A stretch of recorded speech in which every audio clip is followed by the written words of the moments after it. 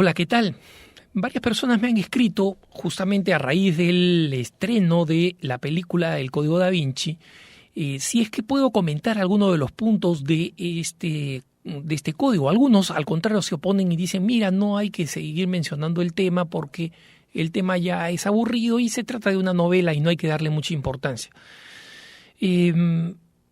A los hermanos que piden que efectivamente toquemos el tema, lo hago con un poquito de resistencia porque ya lo he hecho antes, pero lo hago precisamente porque lo piden y porque piden aclaraciones de algunos conceptos.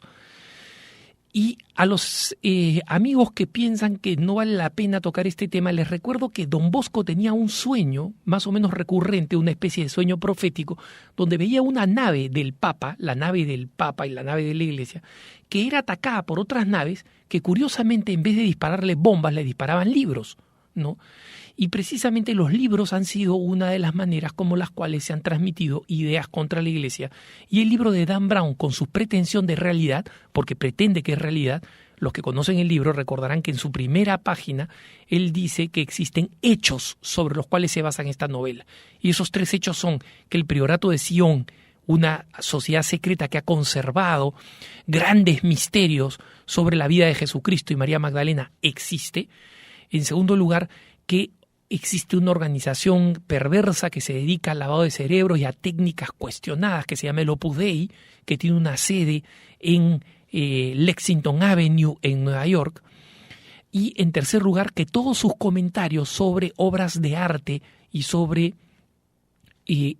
rituales y sobre productos de Leonardo da Vinci y de otros autores o genios son todos verdaderos. Junto a estos 3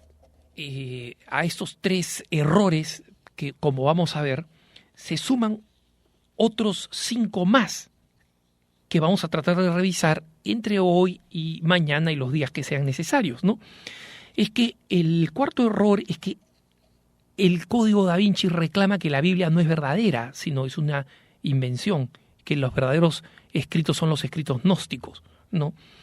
Luego, el quinto error es que la divinidad de Jesucristo es falsa. Jesucristo nunca pretendió hacerse Dios, simplemente se manifestó a sí mismo como hombre, ¿no? Luego, el sexto error es el tema de la resurrección. Jesucristo, precisamente, que no se reclamó Dios, tampoco resucitó y en consecuencia no se le puede tomar como una divinidad, es una invención posterior, ¿no? El error número 7 es que la Iglesia nunca recibió una encomienda de parte de Cristo, nunca fue fundada por Cristo, sino que es una organización que se dedica a ocultar la verdad de Jesucristo y su relación con María Magdalena. Y el error número 8 es que se viene la era de Acuario, que estamos viviendo la era de Piscis, ¿no?, marcada por el autoritarismo, y que vamos a vivir la era de Acuario. Pasemos al primer punto, que es el Priorato de Sion. El Priorato de Sion efectivamente existe, o mejor dicho, existió, ¿no? La única diferencia es que Dan Brown dice que el Priorato de Sion existe desde el año 1099 y que a él han pertenecido grandes personalidades como Newton, como el mismo Leonardo, como Walt Disney y otros muchos más.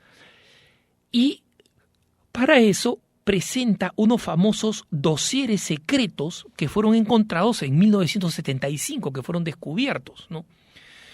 Lo único curioso es que Dan Brown se equivoca con las fechas de la fundación del Priorato de Sion. El Priorato de Sion no fue fundado en el 1099, sino en 1956. Es decir, Dan Brown se equivocó por 857 añitos, ¿no? Y este Priorato de Sion ha quedado demostrado que fue fundado por 2 amigos franceses, ¿no?, Bonhomme y Pierre Plantard. Bonhomme, en una entrevista en 1996, dice lo siguiente, que el Priorato de Sion ya no existe, era un club social. Nunca estuvimos involucrados en actividades de naturaleza política. Estoy citando a Bonhomme. Éramos 4 amigos que nos reuníamos para divertirnos. Nos llamamos el Priorato de Sion porque había una montaña del mismo nombre muy cerca.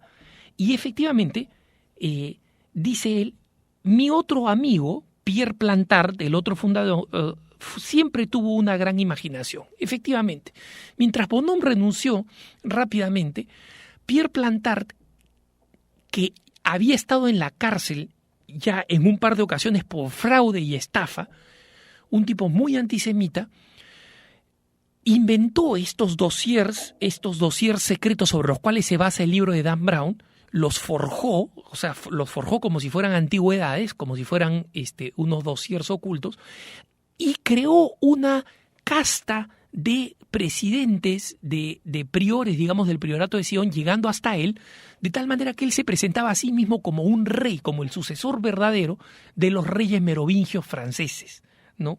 Pero ¿qué cosa sucede? ¿Cómo sabemos nosotros que todo esto es mentira?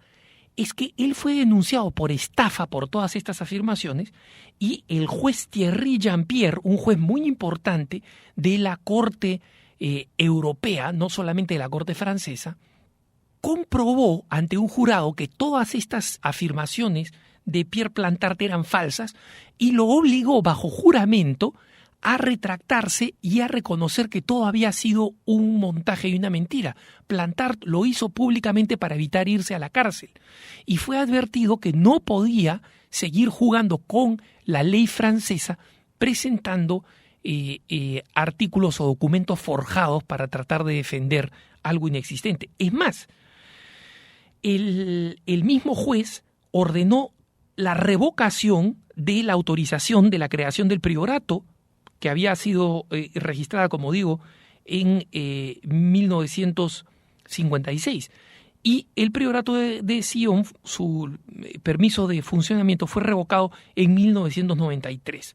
La gran pregunta es, ¿cómo puede ser que Dan Brown no haya sabido nada de esta historia y haya creído las farsas de Plantard en las que ya no cree nadie?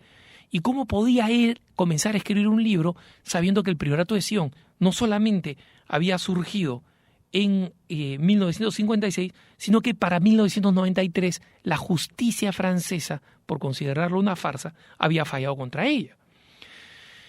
El siguiente error es el de ver al Opus Dei como una organización macabra, nefasta, peligrosa, maligna, etcétera, o escojan ustedes los adjetivos, y que simplemente se dedica al mal de las personas, ¿no? Manipula, etcétera, etcétera. Claramente, lo que hace Dan Brown es, a través del Opus Dei, atacar a la Iglesia. Lo único cierto que dice es que tiene unos cuarteles generales en la avenida Lexington en Nueva York. Todo lo demás es falso. Y acá es importante comprender cómo es que se hace este montaje contra el Opus Dei.